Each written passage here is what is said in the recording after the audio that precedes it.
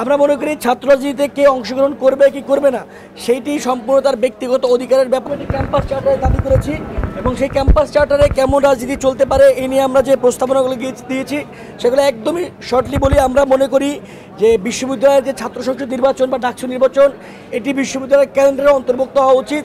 যে বছরের কোন দিনে কখন তফসিল ঘোষণা হবে, কখন নির্বাচন হবে, কখন নমিনেশন হবে, এগুলো বিশ্ববিদ্যালয়ের ক্যালেন্ডারে অন্তর্ভুক্ত করা উচিত বলে আমরা মনে করি ছাত্র রাজনীতিতে কে অংশগ্রহণ করবে কি করবে না সেইটি সম্পূর্ণ তার ব্যক্তিগত অধিকারের ব্যাপারে অধিকারটি ব্যক্তির কাছে ছেড়ে দিতে হবে।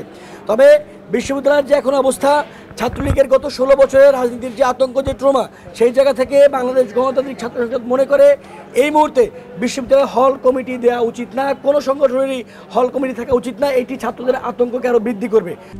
RICL TMX, যুগের পর যুগ স্থাপনা থাকে মজবুত। তার পরিবর্তে আমরা মনে করি যেখান থেকে এই হলগুলোতে আতঙ্ক শুরু হতো সেটি হচ্ছে সিটের ব্যাপারে।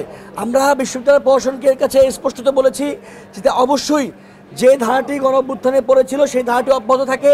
সিট যাতে অবশ্যই প্রশাসন কর্তৃক বণ্টিত হয়, কোনো ছাত্র সংগঠন, কোনো রাজনৈতিক ছাত্র সংগঠন কিংবা কোনো ব্যক্তির মাধ্যমে যাতে সিট বন্টন না হয়, আমরা সেই ব্যাপারটি উল্লেখ করেছি। এবং যদি এরকম সিট বন্টন প্রশাসন কর্তৃক হয় তাহলে হলের আতঙ্কটি কমে যাবে বলে আমরা মনে করি। একই সঙ্গে আমরা দাবি করেছি রাষ্ট্রের সঙ্গে রাষ্ট্রবিরোধী, উগ্রবাদী এবং গুপ্ত যে সকল ছাত্র সংগঠন আছে সেগুলো রাজনীতি ঢাকা বিশ্ববিদ্যালয় থেকে চিরতরে বন্ধ করা উচিত বলে আমরা মনে করি।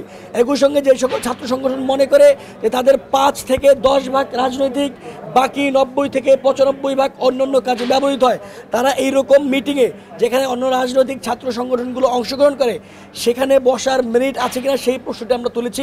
আমরা মনে করি যাদের 5 ভাগ রাজনৈতিক, এখানে যারা বসেছে তাদের সবার 100 ভাগ পুরোপুরি আমরা রাজনৈতিক, যাদের 5 ভাগ রাজনৈতিক, বাকি 90 ভাগ মানুষ গঠন করার কোচিং সেন্টার, সেই কোচিং সেন্টার আলোচনায় রাজনৈতিক ছাত্র সংগঠনগুলোর সঙ্গে বসতে পারে কিনা, সেই মেরিট আছে কিনা সেই ব্যাপারটি আমরা বিশ্ববিদ্যালয়ের কাছে প্রশ্ন তুলেছি।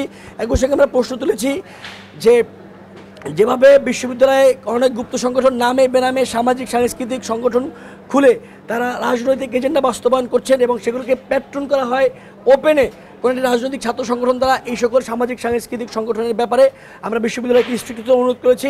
আমরা বলেছি যে রেজিস্ট্রার্ড যে সকল সামাজিক সাংস্কৃতিক সংগঠন থাকবে তারাই কেবলমাত্র বিশ্ববিদ্যালয়ের কার্যক্রম পরিচালনা করবে, অন্য কেউ পরিচালনা করতে পারবে না।